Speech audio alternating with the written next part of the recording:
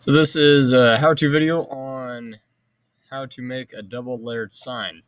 So you guys are going to select from the list that I have a teacher or administrator or somebody here at the school, at the high school, or you could pick a grade school if you'd like, or middle school, just somebody in the school district.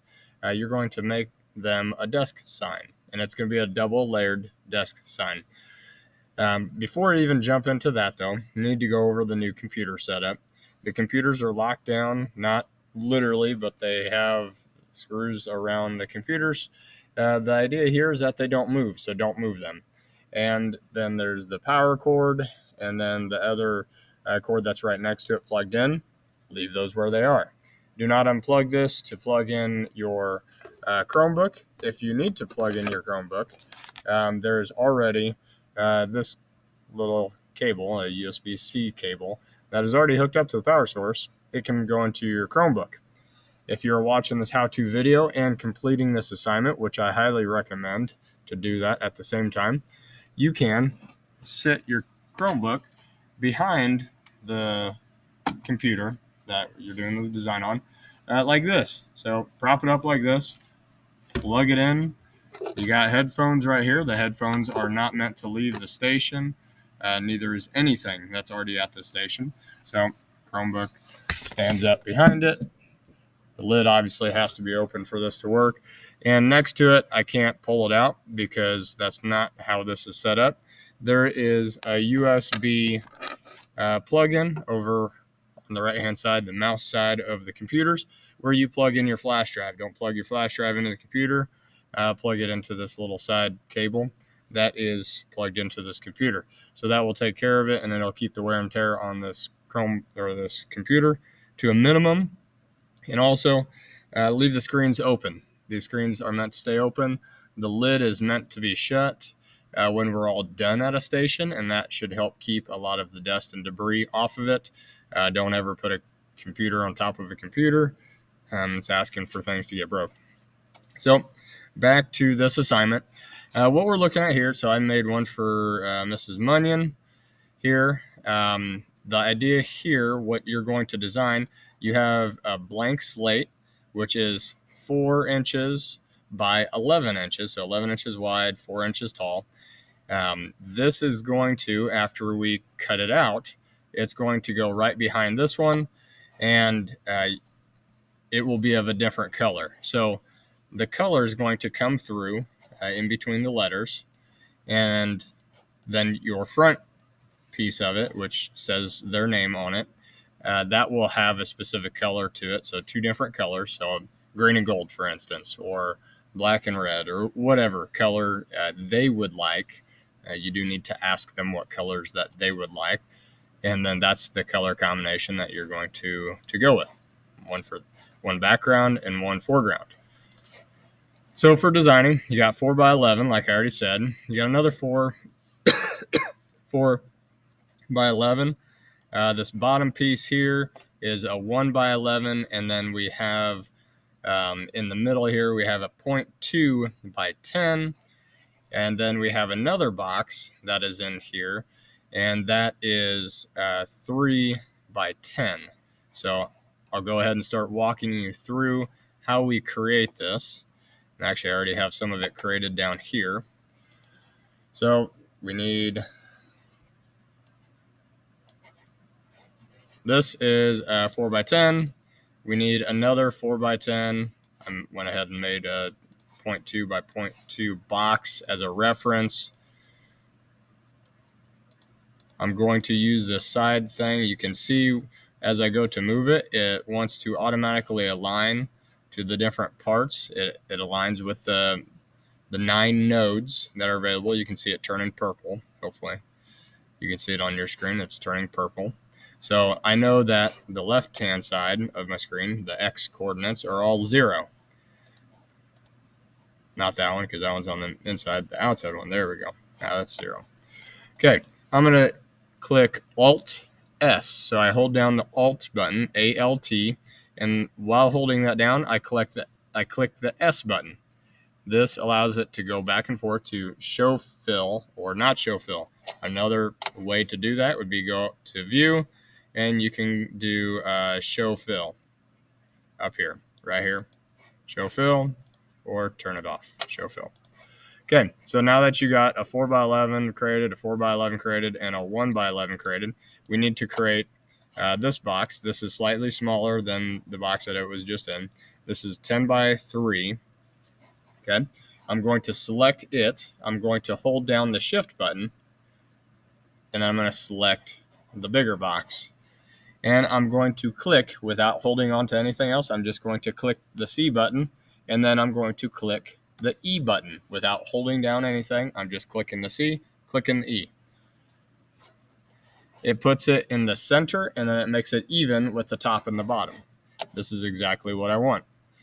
Now, I'll go ahead and turn the show fill on with Alt-S. I'm going to highlight these two boxes. You can see that they're highlighted. I see the inside box, and I see the outside box being red. I'm going to come over here to the weld tool. These three pictures tell you what they're doing. These are great to look at. Please, before you ask somebody, hey, what button do I click? Please think about it.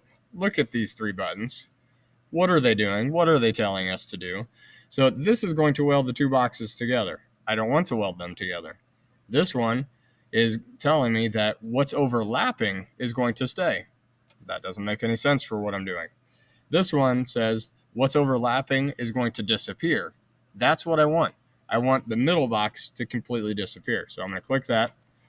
That disappears. So now I'm good to go there. I'm going to go ahead and select the little 0.2 by 0.2 box that I have. Hold down the control button, click D. I'm duplicated it. Now I'm going to bring that down here. I'm going to join this bottom. So this is what we're going to fold back up. So that way this will stand up on their desk. Okay. I need to bring this in to where it's a set distance away from our sign itself. And if I do this in a way, if I do this correctly, it'll keep me from having to get the tape measure out once I'm over at the station because it's going to be pre-measured. So I select my box here. I'm going to make this 10 inches wide. And now I need to center it, not make it even, but center it with my other objects. So I clicked off, so I have nothing selected right now. I clicked over in the white space over here. I'm going to click, or I can hold the shift button, click my first object, and then click the next object, which is the big box. And I'm going to hit C. You can see that the line moved over. Now I come in here, click in the white space to unselect, click your spacer. I'm going to hold the arrow keys, and I'm going to bring it up here. I need to overlap it. It won't weld if it's not actually touching. And I can zoom in really, really far and see that it's not actually touching. A way to make this easier is hit that Alt-S button to turn the show fill off. Then I'm going to hold the up arrows and allow this to overlap. Now I'm zoomed in as far as I can, so I can see that this is barely overlapping. I can look at the measurements on the side and to see that it's measuring now at the 100th of an inch. So it's barely overlapping. But the key here is it is overlapping. Now I select the actual part that's going to be folded backwards, hold the up arrow. I'm going to zoom in completely, holding the up arrow. And I want to get just to barely overlap, and it is. Excellent. So now I have this outside. I have this piece. I know it's overlapping. I have this piece that's going to be bent and folded back. Highlight all of it. I want it to all be joined together. I want it to become one piece. The three little pictures on the side here show me that this basic weld, the two circles becoming one big blob, would do exactly what I want it to do. I click it, and the test here is to unselect, clicking off in the white space, grab a hold of it, or click it so it selects the whole object. I can see that it joined it together. There's no longer this middle piece. With letters and things that I need to bridge, it's harder to see, so a good habit is to pick it up and move it. Don't highlight it and move it. That doesn't do anything for you because you're going to highlight the pieces that would probably get left behind if you're actually trying to test this. So I'm going to click onto it and move it to make sure that everything is selected correctly. I can go ahead and put it down here on the bottom. Doesn't really matter at the moment. Now I'm going to come in here. I'm going to click the alphabet button, draw a text box, the size, the whole size here, and then you're going to type in your teacher's name or your staff member's name. And again, you need to look off of a list, not just pick one. We're not going to have duplicates, so you might have to go back in time and pick one of your past teachers if somebody already has a current teacher that you'd like to make a sign for. So I need to make sure that I have this overlapped. So again, Alt-S. I'm going to zoom in down here. And not all the letters are at the same height for some reason. Not sure why that is. You can see that the O is significantly, or the U and the O are significantly more overlapped than what these other ones are. So make sure that it's completely overlapped on all three or all of the letters. I'm going to go back to show fill. Before I merge all of these together or weld them together, I'm going to take this little 2 block, 0.2 by 0.2. I'm going to bring it in here. I can see that there's space, so this is good. The minimum size that we're working with is 0.2. So I just moved it on accident. Okay. Bring it over to this side. Okay, it's not a 0.2 distance here, so I'm going to click on my letters. I'm going to shrink them a bit. Okay, that is plenty. I could probably go out just a hair more. Yep, there we go. So I'm done with this 2 block. I can see that my top is more than good here. So we're good to go. Make your letters all capital. Don't mess around with lowercase stuff with this plasma cutter. It doesn't have the ability to do the detail that most of the lowercase stuff needs. Okay, so don't mess with lowercase. Make it all uppercase. Now that I have my letters in the right position, now I can highlight the whole thing. I can do it like that, or I can hold the shift button, click my first object, click the second object, which is the whole parameter of the sign, and then I want to join it all together. This circle button shows that things join together, and now I can do the test again. Click on one object, grab a hold of it, move it. If I left behind any letters, I know that they were not touching, and we need to address that. So this is now completely designed, not a hard project. I'm going to delete this 0.2 box. I don't want it to get mixed up into this and then accidentally try and cut out a 0.2 box that's not connected to anything, because it will try. I need to move this down to here. Actually, you know what? I deleted the 0.2 block too soon, because I need to space these 2 things out. I'm going to use my arrow keys.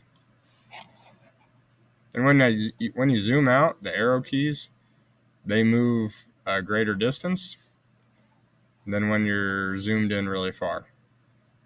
That's how you control the speed of the arrow keys moving objects for yourself. So get this down pretty close to 0.2. Now I can delete that 0.2 box. Double checking my sizes. This is 4 by 11. This one should be 11 by 5.2, something like that, something close to that. Everybody's probably going to be slightly different. So mine's 11, and it's 5.199. Okay, that's what it came out to be. Yours will be slightly different. Okay, now that I got everything created here, I'm going to highlight it, go up to Machine, create Toolpath, Online Toolpath. Basic cut. This is the most important thing you're going to do with this entire project. Change this to 100. It will not work. Over there, the torch will go super fast, and it will cut through where the torch has to slow down for the corners. But on the straightaways, it won't cut all the way through because it's trying to go too fast. You have to tell it how fast to go, and we do this by setting the feed rate here at 100%. That way we can control it on the dial. When I go to lead in, lead out, adjust the start point, click adjust start point to the middle, and then the middle of longest segment, click OK. And now I can click on this top path. Or this top button here, it says show toolpaths only. So I'm not looking at my design anymore. I'm just looking at the toolpath. I need to highlight this. Again, this is only showing the toolpath. And now I go to machine. Oh, nope, I don't. I missed a part, so I highlight it. And I need to make sure I'm selecting the bottom left node right here, which is the bottom left node here. Click in your XY, change it to 0 and 0. Click machine output, and then click cut now. I'd highly recommend you put this on your desktop and then transfer it over to a flash drive so that way you have a backup in case you can't find your flash drive, which seems to happen to several of you many times last semester. So in the file name, I'm going to type in desk sign. Please use the same format for how you are saving yours. So desk sign, and then your name. So this would be Raby, and then type in for Munyon. But you're going to type in your teacher. And then at the end of it, you're going to type in cut file. So desk sign Raby for Munyon cut file. If you have to redo your cut file several times, you're going to put cut file 1, cut file 2, cut file 3. If you get over to the computer and you're like, oh, I messed it up, I need to come back before I hit the cut button. That's how you're going to organize yourself. You want to have a clear history just in the names of your files. Please don't confuse yourself and cause yourself more problems by losing that system. Trust me, this makes your life a whole lot easier later on. And then I can also help you and interact with you more because I can see exactly what you're doing and where you're at with things if something goes wrong and I need to help you problem solve it.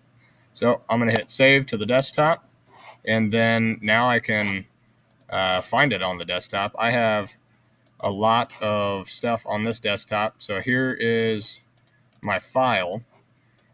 So there's a GM file. So what I should have done first, and I apologize for not doing this, I should have went to File, Save As, and I need to save this with the same format. So this is going to be desk sign, and actually I can just click on it right there, except this is not a cut file. Okay, it's just desk sign Raby for Munyon. Save. So I save that to the desktop. So now I can come down here. And here's the .edu file. This is the actual file that creates, like that we can edit everything in. The GM file is not editable at all whatsoever by this computer anymore. If you know how to edit files, code file, congratulations. Let's have a conversation. But for everybody else, this is done. This is completely set in stone. You need to get this onto a flash drive by plugging in your flash drive to the side and right-clicking on this. Do copy, which is this little button right here, and it says it. And then you go into your flash drive, and you're going to right-click, and you're going to go paste, which will pop up if I actually copied it. And that will be on your flash drive now, and so then you can go load that up. Don't try to load the .edu file. This is why we label things cut file versus not cut file. So if you try to load the .edu file, you're going to crash the computer over at the CNC machine, and that's no good. But it can, however, load a .gm file without a problem. So this is this portion of the assignment. There are updates to using the CNC machine and how things are laid out over there. And then there are also updates on how to put this thing together and get the thing powder coated. There's several steps along the way, but this is it for the design side.